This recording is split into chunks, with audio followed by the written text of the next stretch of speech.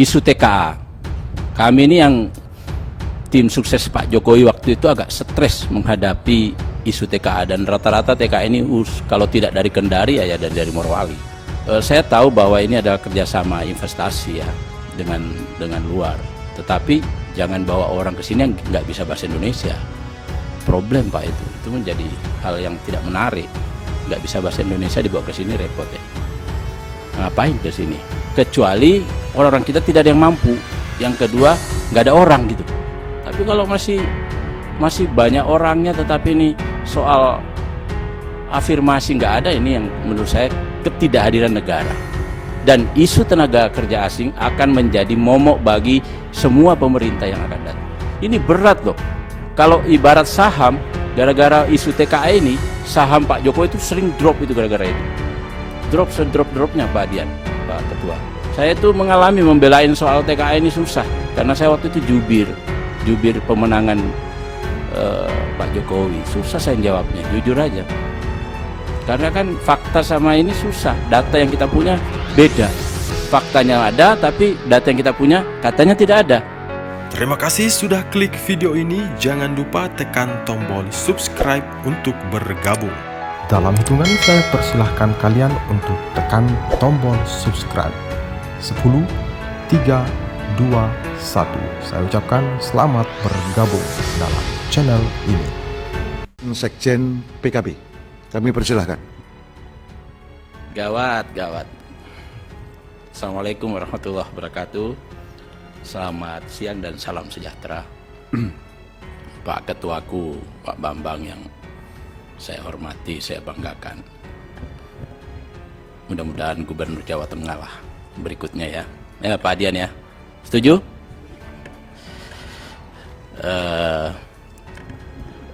Bapak Ibu anggota Komisi 7 yang saya hormati, Pak Dirjen Minerba, kemudian Ilmed,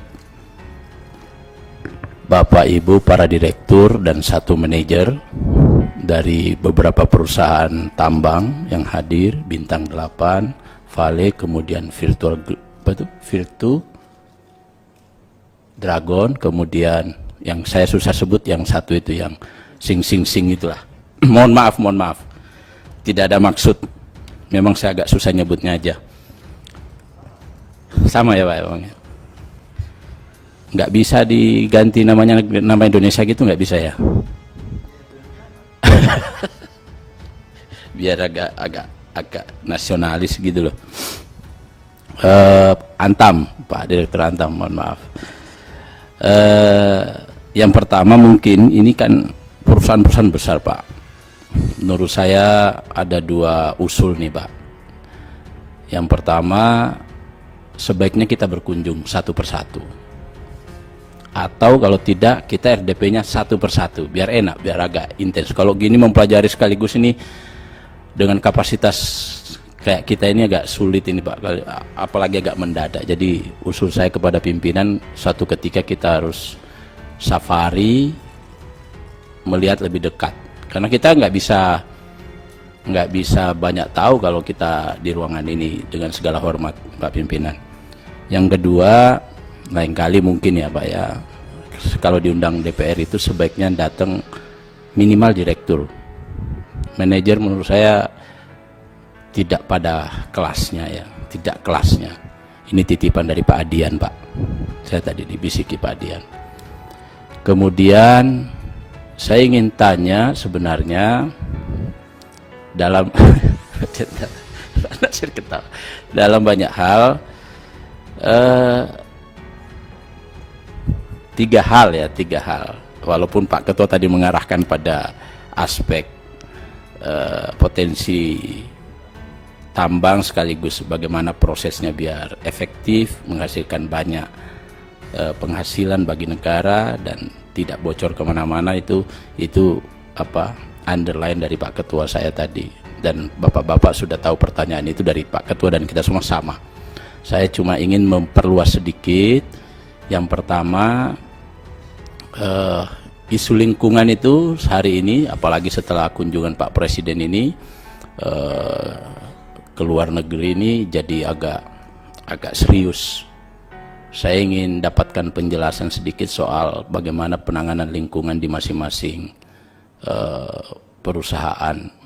Ya, kalau tidak sempat ya boleh tertulis, nggak apa-apa nanti. Tapi saya ingin paham betul itu. Yang kedua, kita berharap seluruh perusahaan yang ada di Indonesia itu perusahaan-perusahaan yang mampu melibatkan potensi-potensi pengusaha-pengusaha lokal.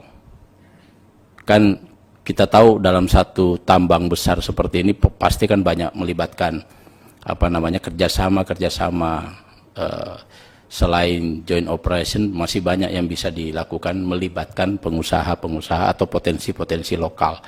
Misalnya di Morowali itu kan bintang 8 di sebagian di Morowali itu kan pengusahanya yang besar, paling besar kan bintang 8 di sana.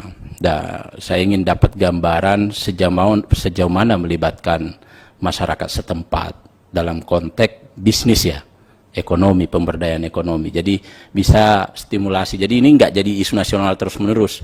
Sebenarnya timbulnya isu TKA itu karena prediksi saya bahwa masyarakat setempat tidak mendapatkan nilai tambah ekonomi yang memadai dari seluruh perusahaan-perusahaan tambang yang ada di Morowali contohnya, belum lagi di Pomala dan sebagainya.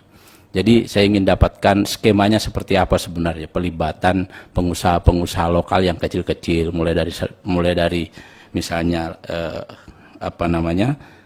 cateringnya sampai pada persewaan mobilnya, sampai joint operationnya dan lain sebagainya, sampai pengapalannya dan sebagainya. Ini mungkin penting kita tahu, jangan-jangan ini dimonopoli oleh satu orang atau satu kelompok saja, itu kan problem. Jadi itu yang kedua. Yang ketiga, isu TKA.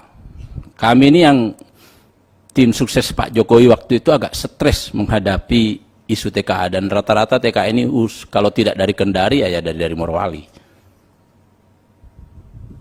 Dan hari ini tuh sebaiknya Bapak itu ke depan itu, saya tahu bahwa ini adalah kerjasama investasi ya dengan luar, tetapi jangan bawa orang ke sini yang nggak bisa bahasa Indonesia.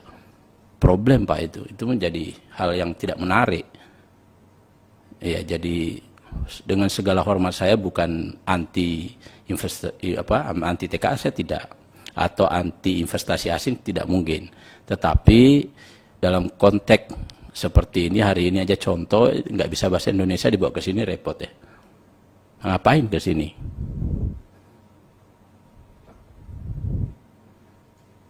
Ngapain kita ke sini ya toh? Yang kedua, saya minta skema.